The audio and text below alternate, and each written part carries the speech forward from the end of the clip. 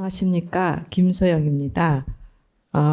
오늘 강연은 아까 비디오로 맨 처음 환영사를 해주신 원장님이 기획하신 의도대로 이게 아주 자세한 연구 내용을 소개하기보다는 이 연구를 하는 사람으로서 그 사이에 어떤 우여곡절을 겪었는지 이렇게 공유하는 자리로 이해를 해서 이 슬라이드가 조금 너무 쉬워도 양해를 부탁을 드리겠습니다. 이 decisions라는 것은 마음을 먹는 과정이라서 지금 돌이켜보니까 제가 이제 딱 이제 50이 넘어가고 있는데 그 사이에 어떤 마음을 먹었는지 한번 돌이켜봤습니다. 그래서 제가 가장 먼저 기억하는 게 정말 뚜렷하게 어떤 마음을 먹었다고 생각한 게 하여튼 초등학교 언제쯤인데 이제 말씀을 드리면은 저는 제주도 출신이고 엄청나게 그 골목대장이었어요. 여자지만은. 그래서 저희 어머니가 이렇게 제가 이렇게 남자애들 때리고 다니니까 그 집에 가서 이제 아이고 죄송합니다 이런 얘기를 하고 다녔었고요. 집에는 거의 없었고 이게 그 김만덕 기념관이 있는 건입동인데 고향입니다. 그래서 여기에서 태어나서 저희 초등학교 여기가 다 제가 놀던 데거든요. 그래서 애들을 엄청 패고 다니다가 그 여기가 이제 뭐 여러분들 아는 그 탑동 그쪽 그리고 이 이제 쇼핑가였는데 어느 날 딱 지나가다가 그 헬리콥터가 이렇게 윈도우에 있었어요. 쇼 윈도우에. 그래서 너무너무 멋있고 갖고 싶은데 저희 집이 좀 잘 살았거든요. 그래가지고 이제 어머니가 같이 하고 있어서 저거 좀 사달라고 했더니 어머니가 이게 쇼 윈도우에 있어서 살 수 없는 건데도 알고 있으면서도 딱 데리고 와가지고는 그 아주머니한테 얘기하는 거예요. 저거 안 파냐 그랬더니 그 아주머니가 웃으면서 아우 저거 그냥 보여주는 장식품이라서 안 팔아요 했는데 제가 그날 좀 충격받은 게 저희 어머니가 돈을 많이 버는데 돈으로 못 사는 게 있네? 이게 너무 충격이었거든요. 세상에 돈으로 못 사는 게 있구나. 그래서 저는 저희 어머니가 당시 이제 소장사를 했는데 그래서 이 부두 근처에 산 것도 소를 이렇게 육지에 파는 그런 중개업이었거든요. 유일하게 여성이었고 그리고 엄청나게 많이 돈을 벌었고 근데 어머니가 여기서 이렇게 해가지고 걸어오시는데 이게 엄청나게 긴 거리예요. 저희 집은 여기고 끽해서 해봤자 이 정도만 왔다 갔다 했는데 근데 어느 날 또 깨달은 게 저희 어머니는 돈을 그냥 어디서 다 가지고 오는 줄 알았는데 이렇게 맨날 놀고 있다가 어느 날 봤더니만은 저 멀리서 너무너무 터벅터벅 전봇대 하나하나를 걷는데 너무 지치게 걷고 있는 거예요. 그래서 제가 이게 뭐지? 내가 쓰고 있는 돈이 이게 공짜가 아니구나. 그래서 제가 어릴 때 꿈이 사실은 여군 대장이었어요. 이렇게 원래 장군이 되고 싶은데 여자는 장군이 안 되니까 뭐 여군 대장이라고 그렇게 얘기하라 그러더라고요. 장군이 되겠다 그러면 아니 여군 대장 이렇게 고쳐줘서 어른들이 그래서 오케이 그래서 했는데 그 순간 조금 미안한 마음이 막 들면서 그래서 결국은 5학년 때 이제 가양 양가 이제 요즘 세대는 아실지 모르겠는데 이제 수미양가에서 맨날 양가를 막다가 결국은 유급을 당하게 됐어요. 그래서 어머니가 근데 저를 야단을 안 치고 어떻게 설득을 해가지고 5학년 때 담임 선생님을 돌려보내고 유급은 안 당하고 학교를 다니게 됐잖아요. 그래서 제가 그때 공부를 해야겠다. 우리 어머니를 위해서 이 생각을 하게 됐습니다. 그게 제가 처음으로 이렇게 마음을 먹었던 기억이 나요, 그게. 근데 문제는 뭐냐. 그래서 공부를 하겠다고 하니까 열심히 해가지고 중학교 때 공부를 점점점 잘하고 고등학교 때는 엄청나게 잘을 하게 된 거예요. 여기 보면은 제가 88학번인데 이때 이제 보면은 정치, 경제, 그리고 경제, 여기 보면은 법비를 커트라인인데 그때 340점 만점에 20점은 체력장애고에서 320이 사실상 만점이었는데 그때 제주도에 여학생 중에 300점을 넘어본 사람이 없어요. 근데 저는 고등학교 들어가자마자 300점을 넘고 해서 그 선생님들이 야, 너는 그냥 법대도 법대 이랬는데 무슨 일이 벌어졌냐면은 이 학력고사 이제 저희 때부터 87년, 그 다음에 88년 때 먼저 지원하고 시험 보는 게 돼가지고 이제 11월인지 그때 이제 지원을 하는데 그 담임 선생님이 어쨌든 서울대 많이 보내야 되잖아요. 여자 고등학교인데 그래서 가다가 떨어지면은 안 된다. 그래갖고 저는 엄청나게 공부를 잘했는데도 하향 지원을 무지무지 하향 지원을 한 거예요. 그래서 영어 교육고를 딱 가니까 갑자기 급 동기 상실, 공부할 동기가 상실이 되었는데 그것만이 아니고 저희 큰언니도 그 서울대에서 공부하고 그 당시엔 이미 졸업을 해서 학생 운동을 하고 인천에서 노동 운동을 해서 노동자로 살고 있었어요. 그러니까 이제 언니도 하지 해서 저도 이제 따라가지고 대학교 들어가서 처음 간 데가 도서관인데 공부하러 간 게 아니고 차량 농성하러 신문지 깔고 이렇게 농성하러 간 게 처음 도서관을 간 겁니다. 그래가지고 이제 이렇게 열심히 살다가 결국은 좀 몸이 아팠어요. 저한테 맞지 않는 게 있었는지. 그래서 다시 공부를 하게 되었는데 그 공부를 하게 되면서 저의 은사님은 정치학과에 이제 여기 보시는 황수익 선생님인데 제가 이렇게 자료를 찾다 보니까 황수익 선생님은 최근에 작고를 하셨고 예전에 봤더니 서울대가 법인하러 가면서 처음 열린 총장 선거에 나오셨더라고요. 그래서 제가 조금 놀란 게 저희 그 황수익 선생님 굉장히 공부를 하시는 분인데 여기 나오셨구나 했는데 황수익 선생님의 그 스승은 2009년에 노벨 경제학상을 받은 엘리노 오스트롬 교수인데요. 이분은 이제 인디애나 대학의 정치학과 교수이고 재밌는 게 여성 최초로 노벨 경제학상을 받았는데 사실은 정치학자인 거죠. 그러니까 정치학이랑 경제학에 굉장히 경계가 이렇게 애매해지는 데가 있는데 이 공공재 또는 공유 자원 이런 거에 대한 연구를 하는 거죠. 왜냐하면 우리가 개인이 가진 거는 정말 잘 챙기고 내 거니까 그렇지만 공공이 소유하는 건 아무도 소유하지 그러니까 모두가 소유하는 건 사실 누구도 뭐 케어하지 않는다 이런 얘기가 있지 않습니까? 그래서 그거를 어떻게 그런데도 불구하고 오랫동안 인류가 이 공공 자원을 보존을 하고 있었는지 그 메커니즘을 밝히는 연구를 하셨는데 그 한국인 제자 1호가 저희 이제 스승님이었거든요. 근데 재밌는 게 이 황수익 선생님이 수업을 딱 열었는데 그 수업을 열면은 막 몇 가지만 얘기를 해주시는 거예요. 예를 들면은 뭐 이런 것만 딱 얘기를 해주시는데 제가 학생들한테도 맨날 얘기하는 건데 투표의 역설을 인생에도 많이 쓰는데 왜냐면은 이제 좀 있으면 이제 대통령 선거 이제 내가 가서 정말 내가 원하는 사람 뽑아야지 해가지고 갔는데 내가 원하는 사람이 될 확률은 사실 거의 본인의 표 하나가 그걸 결정하기는 거의 어렵잖아요. 그래서 이 probability는 말하자면 거의 0에 가까운 거죠. 자기가 가나 안 되나 될 사람은 되고 안 될 사람은 안 되기 때문에 그러니까 그 후보가 아무리 뛰어나다 하더라도 그리고 그 후보로 인해 가지고 내가 얻는 어떤 만족감, 물질적인 혜택, 그 뭐가 비가 엄청나게 크다 하더라도 피가 사실은 거의 0이기 때문에 사실 투표하러 가는 게 바보 같은 짓이라는 거죠. 왜냐하면은 투표를 하러 가는 순간 저 시간을 쓰지. 가다가 뭐 교통사고 당해 죽을 수도 있지. 이 C라고 하는 거는 이 probability가 1인 거죠. 가가지고 자기가 어떻게든 그 비용을 치르기 때문에. 하지만 베네핏은 어떻게 될지 모르니까. 그래서 이 얘기를 하면서 저도 너무 이제 조금 충격을 받은 거는 저는 이제 대학교 때 하도 학생 운동을 많이 하니까 당연히 정치 참여는 하는 것이고 민주주의는 그렇게 유지가 되는 것이고 이게 뭔 소리다냐 거의 이런 수준이었어. 그래서 계속 수업 때마다 이런 게 너무너무 많은데 예를 들면은 집합 행동, 집단 행동 같은 경우도 우리는 이렇게 생각하잖아요. 많이 모일수록 좋다고. 근데 이런 합리적 선택 이론에서는 많이 모일수록 아시다시피 무임승차가 일어나기 때문에 결국 별로 효과가 없다. 크리티컬한 몇 명이 중요한 것이지. 뭐 이런 얘기들이 되게 많았어요. 그래서 우리 그 교수님한테 여쭤본 거죠. 그러니까 이거를 뭐 수업을 또 이렇게 심화 과정을 또 여시냐 했더니 그런 거 없고 공부하려면 미국 가라 이러는 거예요. 그래서 저기 선생님 한번 좀 강의 열어주시면 안 되나? 뭐요? 이렇게 했더니 강의 열어도 선생님이 하시는 거는 여전히 뭐 30년 전에 거기 때문에 이걸 배우려면 유학을 가야 된대요.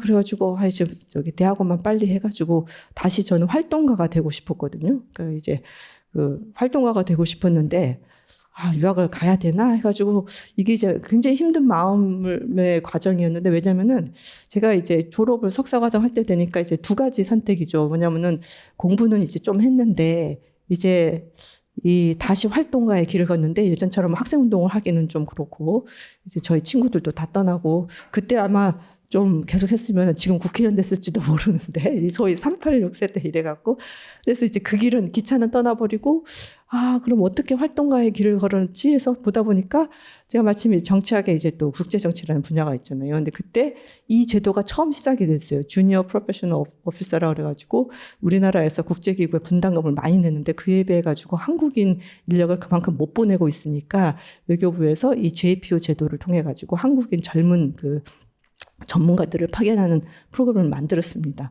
그래서 그 시험을 봤는데, 시험 하다 보니까 1차도 붙고, 2차도 붙고, 이제 인터뷰 남아있는데, 마침 또 저는 유학도 가야지 생각해서 이제 유학을 가야지 생각하는 거랑 실제 가는 건 다르기 때문에 어떻게 갈까 하다가 이제 풀브라이트라는 제도가 있어서 그걸 알아봤죠. 그러니까 마찬가지로 이것도 지원서를 내고 시험은 아니지만 이건 지원서 내고 인터뷰를 해야 되는 건데 최근에 풀브라이트 들어가서 봤더니 풀브라이트는 생긴 지는 40년, 거의 49년인가 6년인가 생겨서 굉장히 오래된 프로그램이고 여기 보시다시피 풀브라이트로 해서 노벨 상을 62명이니까 여기는 뭐 과학상 말고도 여러 가지가 있겠죠. 하여튼 이런 그 훌륭한 프로그램인데 사실 액수는 많지는 않았어요. 그때 당시에 SK가 전에 이제 선경이었는데 선경 장학금이 훨씬 좋았거든요. 액수가 많고 4년 동안 지원하고. 근데 풀브라이트는 2년이고 대신 이거는 이제 전 세계적으로 이제 명성이 있는 거죠. 근데 어쩌다가 풀브라이트도 되고 그래서 마지막으로 JPO 인터뷰가 거의 남았는데 여러 가지로 또 얘기를 들었더니 거의 저 인터뷰 보면 거의 되는 것처럼 그래서 갑자기 막 고민이 되는 거예요. 활동가의 길을 다시 걸을 것이냐 아니면 유학을 갈 것이냐. 근데 활동가의 길을 이제 국제기구 가서 할 수는 있지만서도 뭔가 그런 거를 이제 몇 년 동안 하면서 뭔가 경험해 본 거고 이제 유학은 아직 제가 아까 선생님이 굉장히 이렇게 맛보기로만 몇 개 말씀해 주신 게 너무 막 궁금한 거예요. 정말 거기 가면 뭐를 배울 수 있을까 해서 그냥 그러면 공부를 하자 해가지고 이제 유학을 갔는데 다행히도 너무 이상적인 지도 교수님을 만났습니다. 우리가 이제 교수들을 이제 학생들이 이렇게 평가하는 매트릭스가 있거든요.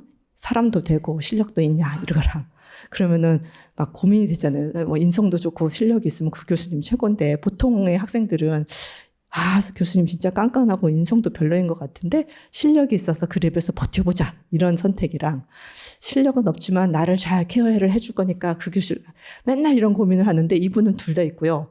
또 하나 고민은 연구 주제는 되게 맞는데 방법론이 좀 아니다라는 게 있잖아요. 반대로 방법론은 정말 맞는데 연구 주제는 아니다. 근데 이분은 또 이것도 또 맞은 거예요.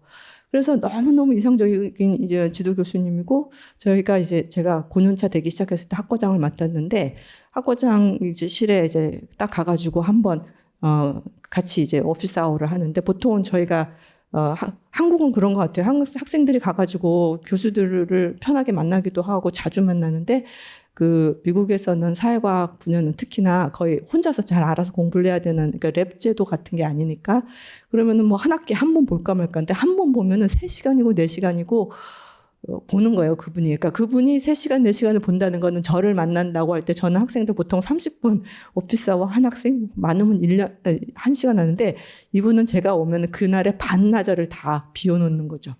그래서 사인 얘기를 엄청 많이 하는데, 근데 아쉽게도 제가 이제 2004년에 박사를 받고 졸업을 할 때, 이분은 이제 예일대로 옮기셨는데, 예일대 옮겨가지고 얼마 안 돼서, 뇌암, 브레인 캔서로 돌아가셨어요.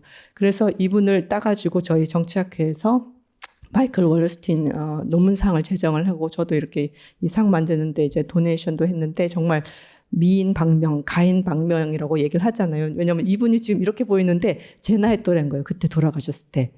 50 초반이었든 중반 정도니까.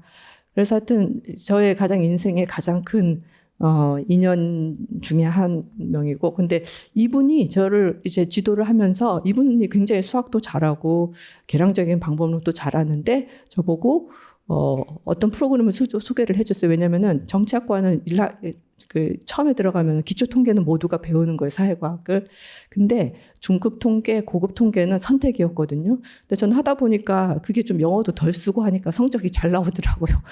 그러니까 미국에 가니까 영어를 어떻게 하면 덜 쓰는 과목을 좀 찾아본다고 통계 과목을 열심히 들었더니만 통계는 하면은 이제 한국 학생들이 잘하는 거예요. 그래서 막 고급 통계까지 아주 잘하고 나니까 이분이 이 프로그램을 소개해 주면서 야, 너 고급 통계까지 하고 하니까 이런 거 한번 들어봐라 하면서 그때 그 노스웨스턴의 그 사회과학의 수학적 방법론이라고 이제 여러 사회과학에서 개량적인 거를 하는 분들이 모여가지고 일종의 이제 융합 프로그램 같은 거, 그 학제적인 프로그램을 만드는데 여기서 저를 본인의 친구인 교수인 로저 마이얼슨, 이분도 이제 2007년에 노벨 경제학상을 받았는데 이분한테 얘기를 했어요. 원래 이거 들어가려면 또 무슨 프로세스가 있는데 이거는 보증을 하는 학생이다 하면서 그래서 저를 끼워 넣어가지고 이제 1년 동안 정말 눈 빠지게 수학만 공부를 했는데 수학 공부를 하면서 지금 아주 오래 돌이켜서 생각해 봤더니, 제가 이제 문과기는 한데, 고3 때 둘 다 잘했어요. 수학이랑 영어랑. 근데 여학생은 수학이랑 영어 잘하면 당연히 문과 가는 거고, 수학을 영어보다 훨씬 잘해야지만 이과를 가는 그런 거였잖아요.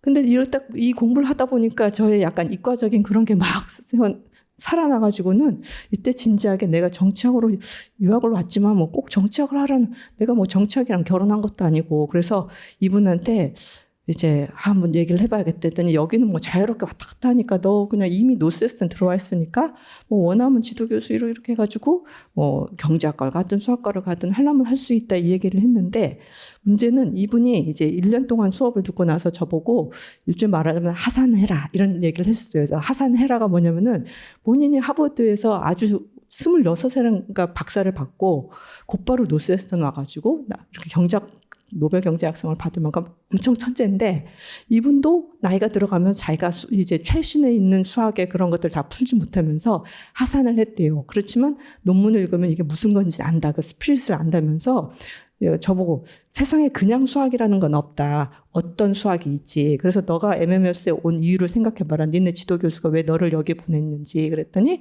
정치학에서 수학을 쓰려고 하는데, 그래서 네가 정치학에서 쓸 수 있는 수학을 배웠으면 이제 집으로 가야지. 그런 얘기를 하셨어요. 그래서 이제 일종의 현타의 시간이 오고 이제 짐을 싸고 이제 원래 이 학과인 정치학과로 이제 돌아왔습니다.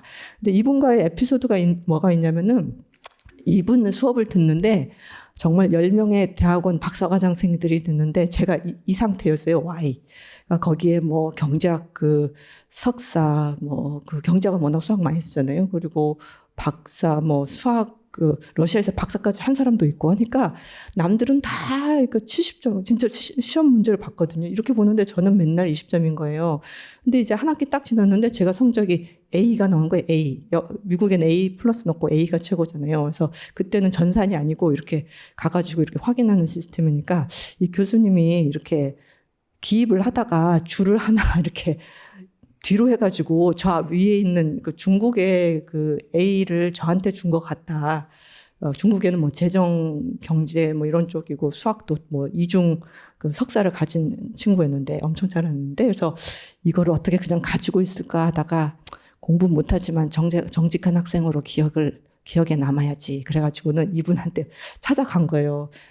교수님 사실은 제가 A가 여기 성적이 이렇습니다. 그래서 아마 제 바로 위에 있는 그 학생 성적을 이렇게 기입하다가 저한테 온 것 같은데, 했더니 아니라고 저한테 진짜 이렇게 맞대요. 그래서 깜짝 놀라서 설명하는 게, 이제 다른 애들은 원래부터 잘하던 애들이 끝날 때도 이 정도 임프루브를 했는데, 이렇게 저는 뭐 어마어마하게 공부를 열심히 해서 절대적인 숫자는 이렇지만 너무너무 그 프로그레스를 많이 했기 때문에 충분히 A를 받을 수 있다 해서 얼떨떨한 상태에서 왔는데, 제가 이제 한국에 돌아와가지고 수업을 하고 또 실제로 그 여러 가지 연구개발 정책에서 가장 중요한 이 평가의 문제를 보면서 이게 자꾸 떠오르긴 하더라고요. 왜냐하면 우리가 과학기술계에서 성실 실패를 용인해야 된다. 꼭 그 결과로만 평가하면 누가 연구를 하냐, 도전적인 연구를 하냐 해서 저도 이제 성실 실패 제도를 어떻게든 이렇게 안착시키기 위해 가지고 여러 가지 직간접적인 노력을 많이 해왔었는데, 거기마다 이제 고민되는 게 있는 거죠. 뭐냐면은 우리가 열심히 노력해서 성과가 좋으면은 누가 뭐라고 하겠어요? 당연히 이제 노벨상도 받고 다 좋은 거죠. 못하고 공부 열심히 안 한 사람들도 이거는 뭐 뻔한 건데, 문제는 열심히 했는데 결과가 안 나오거나 열심히 안 했는데도 어떻게든 결과는 잘 나오거나 이런 것들을 평가를 하는데, 우리가 말한 성실 실패는 이거잖아요. 열심히 했지만 뭐 결과가 안 좋아도 우리는 그 열심히 한 거를 인정해줘야 된다. 근데 문제는 과학기술은 외부의 사람이 보기에는 그게 정책 결정자가 되든 일반 시민이 보든 간에 이 사람이 열심히 했느냐 안 했느냐를 알 수가 없는 거예요. 왜냐하면 우리가 다른 사람들은 전문가가 아니니까. 그래서 전문가들이 평가하면 딱 알 수 있는 거를 보통 이 평가를 하는 사람들이 전문가만이 아니고 실제로 거리를 두서 보면은 우리의 막 수많은 엄청난 연구비들이 전문가들이 아닌 사람들이 결정해야 되는 그런 구조에서 살고 있기 때문에 엄청난 정부의 비대칭성이 존재를 하는 거죠. 그래서 이 성실 실패라는 게 굉장히 중요한데 이거가 말은 쉽지만 쉽지는 않다. 그런 생각이 많이 들고요.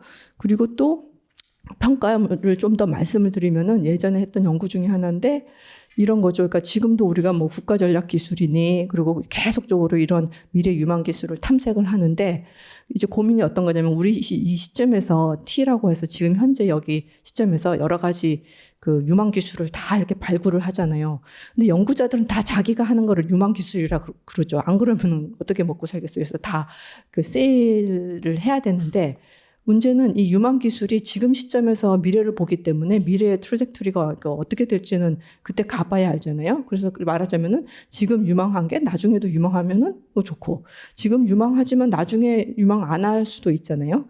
근데 역사를 돌이켜 보면은 사실은 이 지금 유망하지 않지만 나중에 유망한 거, 소위 대박을 터뜨리는 기술이라는 건 굉장히 극소수고 그렇기 때문에 과학 연구가 힘든 거죠. 왜냐하면 지금 연구를 해가지고 우리가 다들 지금은 다 프라미싱하다고 생각을 해요. 그러니까 연구를 하지 안 그러면은 이 힘든 연구를 어떻게 하겠어요? 근데 나중에 가서는 그게 결과가 프라미싱하지 않은 거는 그 연구자들 개인적으로 뭐 잘못해서가 아니라 사회가 변해서 그럴 수도 있고요. 더 이상 그런 기술이 필요 없을 수도 있고. 그래서 그때도 약간 이런 연구 여러 가지 이제 그 기술들을 가지고서 거꾸로 회고적으로 본 거죠. 그러니까 지금 시점에서 어떤 기술이 유망한가가 아니라 예전에 연구재단이나 뭐 과기부나 여러 군데에서 유망 기술이라고 했던 것들을 다 뒤집어 가지고 와서 지금 이렇게 뒤돌아 가지고 봐가지고 정말 유망했냐 했냐면 대부분이 그렇지 않은 것들이 맞는 거죠. 그러니까 참 그 국민의 세금을 잘 쓰기 위해서 유망 기술을 찾아가지고 이렇게 선택과 집중을 하는 게 우리나라의 어떤 기본적인 과학기술 정책인데 그 선택과 집중을 하는 이 얼마 안 되는 기술조차도 그 중에서 소위 대박이 나기란 너무너무 어렵다라는 거를 알 수가 있습니다. 근데 어쨌든 제가 이제 박사 연구를 한 건 뭐냐면은 90년대에 아시다시피 지금은 기술 패권 경쟁으로 이제 탈세계화의 시대로 접어들었다 그러는데 이때는 거꾸로 세계화의 시대가 열려 있어가지고 정말 어마어마한 논문들이 뭐 사회과학에서 뭐 정치학 말고도 경제학, 사회학 엄청나게 세계화 얘기를 했습니다. 그게 예를 들어서 뭐 정치적인 거, 그 경제적인 세계화, 문화적인 세계화, 뭐 맥도날드를 전 세계에서 먹을 수 있다든지. 근데 저의 연구는 기본적으로 이런 외적인 환경의 변화에 따라서 정부의 지출이 어떻게 변하는가 뭐 이런 연구였는데, 근데 제가 이 연구를 그냥 그 박사를 졸업하고 미국에서 잠시 가르치다가 돌아왔을 때 카이스트 오니까 이 연구를 어떻게든 뭔가 이어가고 싶은데 뭘 할 수 있을까 하다가 보니까 정부 지출을 저는 통으로 봤었는데 카이스트는 이제 과학기술대학이니까 이걸 R&D 분야로 보자 해가지고 R&D 분야를 보면서 그때가 마침 2007년에 제가 카이스트가 왔는데 그때 중요한 어떤 외적인 환경의 변화라는 게 지금처럼 경제가 침체하고 있었어요. 2008년 금융위기. 그래가지고 그때 전 세계의 그런 R&D 그 지출을 이렇게 봤더니 이 경제 침체기에 왜 어떤 나라는 R&D 지출을 계속 유지하고 어떤 나라는 그냥 R&D 지출도 감소하고 뭐 이런 건가 이런 연구를 했었고요.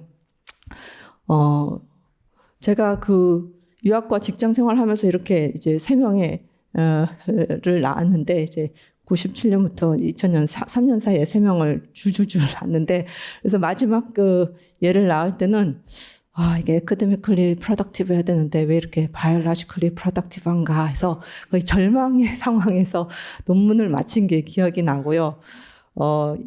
그래서 플로리다에서 잠시 이제 교수 생활을 할 때 제가 이렇게 사진들을 많이 이렇게 막 걸어놨는데 이게 다른 분들 석학 강연한 거 보니까 막 옛날 사진들을 막 이렇게 보여주시더라고요. 그래서 저는 이걸로 그냥 다 때우려고 합니다.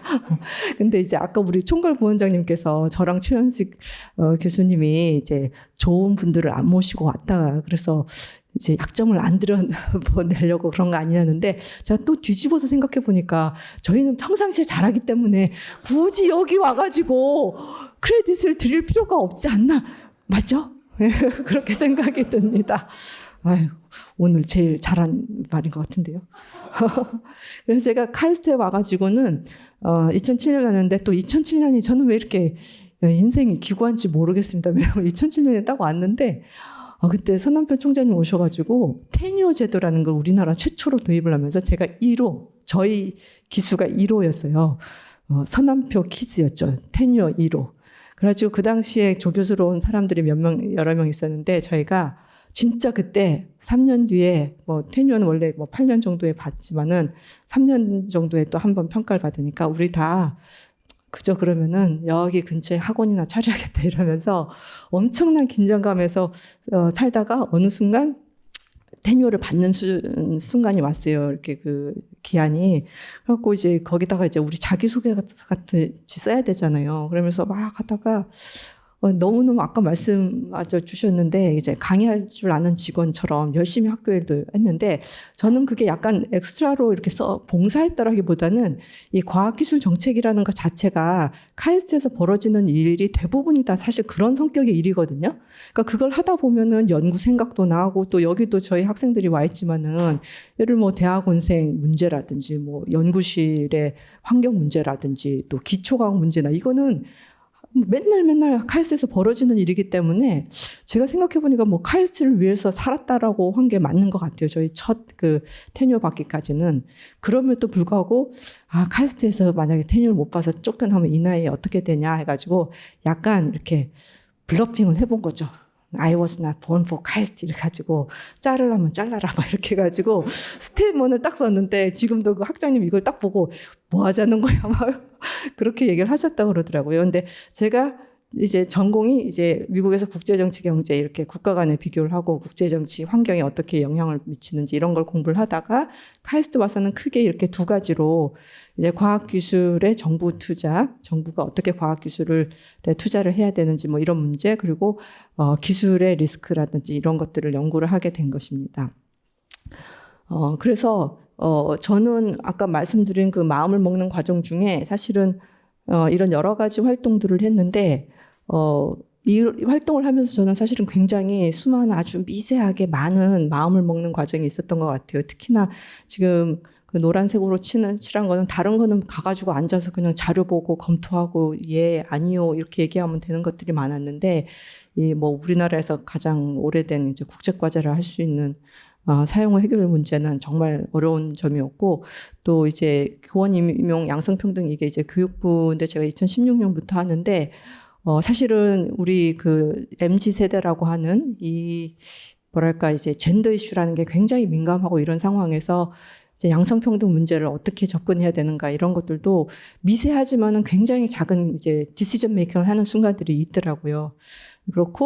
그리고 저는 이제 저희 대학원이 과학기술정책대학원이라서 이제 5년마다 이런 기회를 갖고 있다. 그리고 이게 저희 대학원이 어떤 우리나라의 과학기술 정책에 굉장히 이렇게 조금이나마 기여할 수 있는 측면이라고 보는데 예전에 그 문재인 대통령 그 선거 때도 그러고 이번 윤석열 대통령 선거 때도 마찬가지로 이런 활동을 했습니다. 근데 저희가 이게 그 이공계랑 달라서 랩처럼 막 이렇게 랩으로 이렇게 운영되는 건 아니고 저희 지도학생들 이건 현 지도학생들이고 졸업한 학생들은 이렇게 있죠. 근데 이제 현 지도학생들을 보시다시피 엄청나게 다양한 분야를 하고 있는데 저는 저희 이제 같이 그 있는 교수님들이 정말 보시다시피 엄청 분야들이 다 달라요.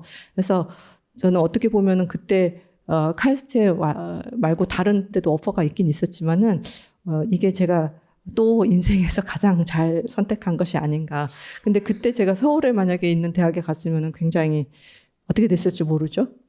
그래서 이제 결론적으로 말씀을 드리면은 저는 되고 싶은 게 아직까지 된 것은 없고요. 제 장군도 못 됐고, 어마어마한 어떤 실증적인 정치학자가 아니고, 이제 과학기술 정책 전문가가 된 것이고, 근데 이제 과거를 돌이켜보면 모든 중요한 결정들은 사실 굉장히 진지한 합리적 선택의 결과이고, 그렇기 때문에 실패 역시 이제 게을러서 하는 게 아니라 정말 노력해서 얻은 거잖아요, 실패를.